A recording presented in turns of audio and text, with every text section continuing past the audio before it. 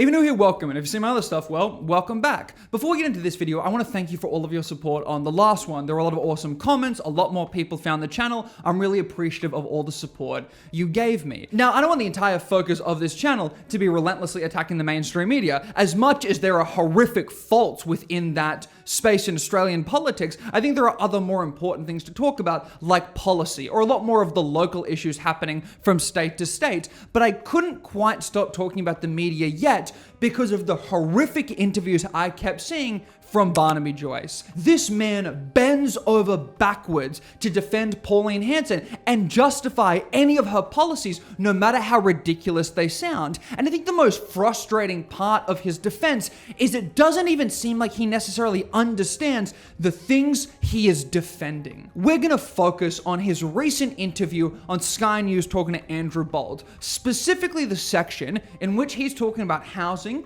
and permanent residency. Because I think it is disgusting that we have a federal politician, someone who is at the forefront of a major political change in this country, unable to articulate even basic concepts about his party's policy. And not just that, but be given this coddled softball approach by what is meant to be a veteran journalist. Because it is guaranteed that if a Labour politician went on Sky News and was speaking to Andrew Bolt, and they made 1/10 of the mistake that Barnaby Joyce did, they would get crucified. But when Barnaby Joyce does it, oh, it's okay, we'll give you a chance to correct the record, and we want a pat on the back too.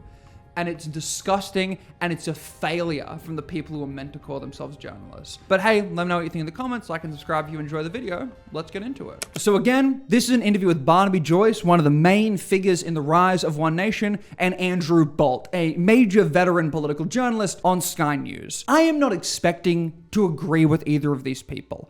I am not expecting an unbiased interview. It's Sky News. That's just unrealistic. That's an unrealistic expectation to have. But I am expecting some basic things that I would expect of any politician or journalist. I'm expecting Barnaby Joyce, irrelevant of whether or not I agree or disagree with the policy, I'm expecting him to understand the policy he's talking about. And Andrew Bolt, as much as I'm expecting him to be biased, I'm expecting him to have a basic level of understanding about what he's quizzing or interviewing Barnaby about, and giving even the bare minimum pushback in a way that is attempting to be unbiased. That's the goal. That I get you have a narrative, I get you have an agenda, but I'm at least expecting you to masquerade as an unbiased journalist who's asking some hard-hitting questions or grilling him when relevant. Those are the things we're expecting. Let's see what we get. Well, One Nation has its own policy on stopping foreign ownership of housing. Here's Pauline Hanson. Can't We wait. must stop foreign ownership of housing indefinitely,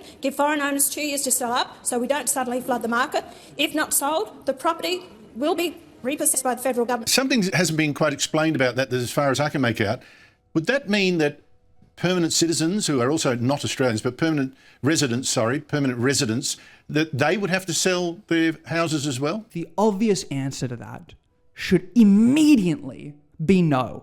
That doesn't make any sense. That people who have made Australia their permanent home should be able to own their home. That they should be able to be part of our communities. They should have access to government services. They should be able to create a home, build a family, build some memories, be part of a neighborhood, be part of a community. It is irrational and it's immoral to say that we're going to make those people sell their home because they're not citizens. That we're going to draw this relatively arbitrary line between permanent resident and Australian citizen for the purpose of having a place to live. The answer is obviously no, right? Well, become a permanent resident. I mean, commit yourself totally to this nation and your problems are solved. But if you want to have a foot in two camps, then in 2 camps you'll have your feet. Become an Australian citizen. Already, he's just made a mistake there. We'll become a permanent resident. We're asking about permanent residency. And there are a lot of people who don't necessarily need to or want to become an Australian citizen, like New Zealanders who are permanent residents in Australia. But already, and again, it's the first, he just made a mistake. He just made a bit of a verbal goof, right? Maybe he'll correct it, but I'm wondering if he doesn't understand the policy he's talking about. With the Australian ethos, commit yourself to this nation and this nation commits itself to you. But this idea, look, I don't particularly want to be an Australian, but I want the benefits of being an Australian. No, we're going to be distinct about that. You have to be an Australian citizen if you want the benefits that are indelible about that. And that includes buying your own home.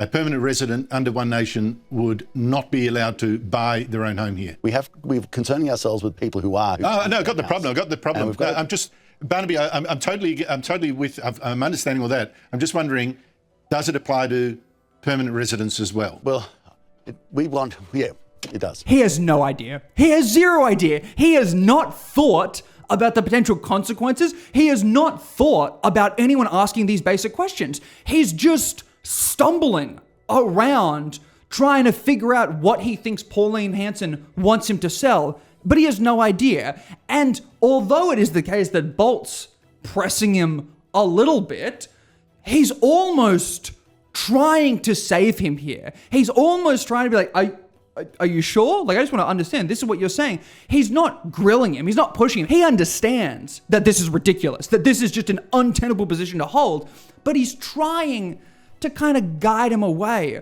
instead of actually pressing him. It is such a softball engagement with such a ridiculous position, and it is so frustrating to see. But let's see where it goes. Maybe Bolt will save himself and save my sanity. That's my belief in the policy. Right. It does, and we want to make sure that you become a permanent resident. Become a permanent resident, and become an Australian citizen. Excuse me. He has no idea. He has no idea. He has not thought about this. The fact that he can't delineate between permanent resident and Australian citizen, he just hasn't thought about this enough. Because if you truly believe this, if you truly thought that there was this meaningful delineation between Australian citizen and permanent resident, you wouldn't be making these mistakes. Your mind would understand these things are different. But he has no idea. He has zero idea. Just completely lost off with the pixies. It's wild. This is a federal politician on a TV interview talking about policy. This is wild to me to watch. It's so frustrating. What about dual citizens? I'm so curious if Andrew Bolt brought up dual citizens, what he would have said, because that would also probably like break his brain. Probably, who knows? Right. Okay. Well, that might be a bit of a issue for a number of people, but we shall see how they resolve that. It might be an issue for a number of people that he just moves on. That might be an issue for a number of people. Yeah. He says it later in this interview, about 400,000 permanent residents who own their home. It's going to be an issue for them. This would never happen. If it was a Labor politician or a Greens politician, he would lose his mind. He would absolutely hold these people's feet to the fire. But when it comes to Barnaby Joyce stumbling around like he's the three blind mice from the Shrek 2 video game, it's like, oh, well, here's some cheese. Maybe I'll point you in the right direction. And he just moves on. It's so frustrating to watch. It's so painful that this is the caliber of our journalists when it comes to how they're engaging with One Nation. It's just ridiculous. But it doesn't end there, thankfully. Barnaby Joyce decides to come back and correct the record. And let's see how Bolt handles that as a journalist, how he delivers that news to the audience. Okay, that was the interview, and I said goodbye to Barnaby, and Barnaby sat there, and he must have thought as I did, given that there are nearly 400,000 permanent residents in Australia who own their own home, it seemed to be drastic or cruel to make them sell it in 2 years or become citizens, and if they didn't, they'd be repossessed. And after that interview, Barnaby, something extraordinary happened. He must have figured, he actually had no idea what Pauline Hanson's policy on foreign ownership of homes really was, and must have realised this was going a bit harsh. So with our cameras still on him, he rang two people back at the office, and one said no, the policy actually didn't affect permanent residents, and the second, more senior, said it did. Just on that, before we get to the correction, that's a problem. That we can't just gloss over that internally within the party, people don't understand the policy. That we are just throwing stuff at the wall and seeing what sticks and just gambling with how the Australian people feel about the policy. You understand that this causes panic in people, right? That this isn't just, let's give it a go. Let's see what the people think. Permanent residents become scared.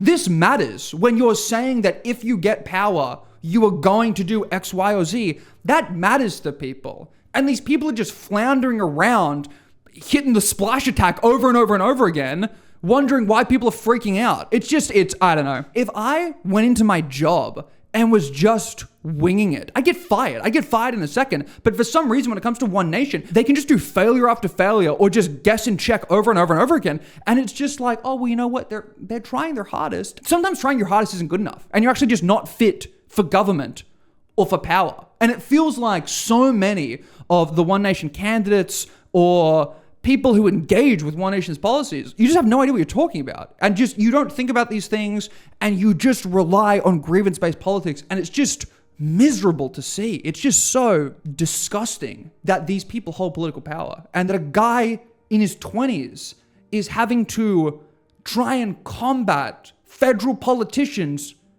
being, in my opinion, incompetent. It's so frustrating that I'm even in this position. Minutes later, he came back and said, actually, there was no change of policy. Well, obviously, in clarity of exactly what was there, this policy is formative.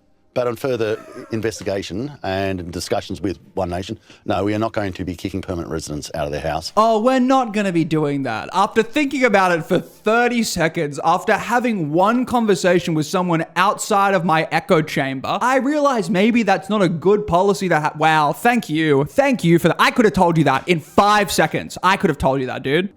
This policy, as it progresses on, we have to absolutely make certain that there's no unnecessary fallout of it. The concept is quite clear. It is that we want people to progress through to Australian citizenship, and but that should not come at the expense of permanent residents being divested of their house. What about dual citizens? It was an issue that needed further clarity. I've got it, and that's it. Now, this shows a couple of things. One Nation is literally making up policy as it goes along. True based. Thank you, Andrew Bold. I like that you admitted that. I like that you acknowledged that. Now, are you gonna rip into them for that? Are you going to be really critical of that? Are you going to expand on that? Or are we just going to do a little bit of sweeping from that? Let's see. And the second, Joyce initially assumed One Nation's policy on non-citizens owning property here was the most extreme interpretation of Hanson's ambiguous statement. And my moral dilemma, well, I could have played you the calls that Barnaby made in our studio to clarify things and got a big media splash, lots of clicks. I could have saved Barnaby embarrassment with some editing, cutting out his first answer, replacing it with his second, and no one to know what had gone on. But to be clear, that's a wild framing for saying, I could have lied to you all. I could have manipulated you. I could have allowed a politician to horrifically make a mistake and then sweep for him by lying, covering up and editing the footage. You don't get credit for that. You don't get credit for not lying to me as a journalist. If someone comes in my home and is like, hey, thanks for letting me stay here. I could have robbed you and killed you, but I didn't. I'm not giving you credit for that. That's the bare minimum social contract there. I'm not giving you credit at all for this. That's your job. Your job is to present facts and truth to the Australian public. And if a politician comes on that you align with or your bosses align with, and you still decide to show their blunder, bare minimum, champion, it's just so wild to me that I'm expected to clap along with this. The chips fall where they may, and you can decide for yourself. Is One Nation yet ready for government? The answer is no. The obvious answer is no. Did Andrew Bolt perform better than I expected? Yeah, actually. He was a lot more critical than I thought he was going to be. Was it enough? No. Should I give him any credit for doing the bare minimum? Absolutely not. Should Barnaby Joyce remotely have any political power? Also no. But unfortunately, that's up to the electorate to decide. I always want to make sure I'm clear. I think journalists are incredibly important to have in this country. I think good journalists genuinely are some of the best defense we can have for democracy. But unfortunately, I am confronted with softball interview after softball interview, helping One Nation or other right-leaning politicians get away with the fact that they seemingly have no idea what they're talking about.